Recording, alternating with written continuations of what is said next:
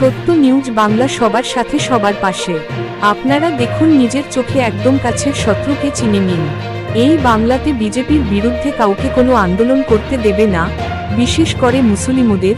এই পশ্চিম বাংলার মুসলমানদের মমতা ব্যানার্জি শুধুমাত্র বিজেপির ভয় দেখিয়ে ভোট নেবে আর মুসলিমদের পাশে থাকবে না। ওয়াকফ সংশোধনী বিলের বিরুদ্ধে মমতা ব্যানার্জি সুপ্রিম কোর্টে যায়নি, আর বড় বড় কথা বলছে যে আমি থাকতে সবকিছু দেখে নেব।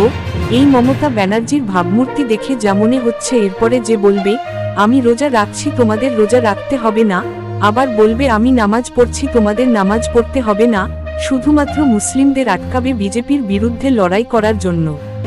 মুসলিমরা কোনো আন্দোলন করতে গেলে বলবে দিল্লি গিয়ে আন্দোলন করুন।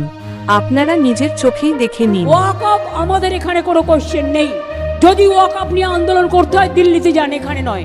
বাংলায় আপনাদের কোনো প্রবলেম নেই। বাংলায় আমি আছি, মনে রাখবেন। আমি কখনো কারোর জমি অধিকার করি না, আর কোর্টে অলরেডি স্টে আছে।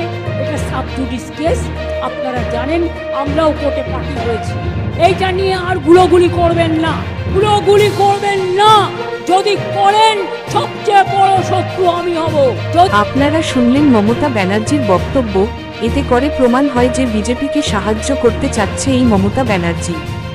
আরএসএস এর মিটিং হলে ব্রিগেডে কোনো অসুবিধা নেই, বিজেপি এত উস্কানিমূলক বক্তব্য দেবে তাতেও কোনো অসুবিধা নেই। কোনো আইনি পদক্ষেপ নেই।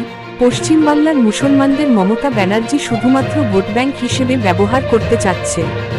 এই রাজ্যে সংখ্যালঘু মুসলিমদের শুধুমাত্র বিজেপির ভয় দেখানো ছাড়া আর কি দিয়েছে মমতা ব্যানার্জি? মমতা ব্যানার্জি চাচ্ছে ভয় দেখিয়ে সংখ্যালঘুদের মসিহা হতে। এই রাজ্যে মমতা ব্যানার্জির দল আর বিজেপি দল ছাড়া কোনো দলকে প্রশ্রয় দেবে না।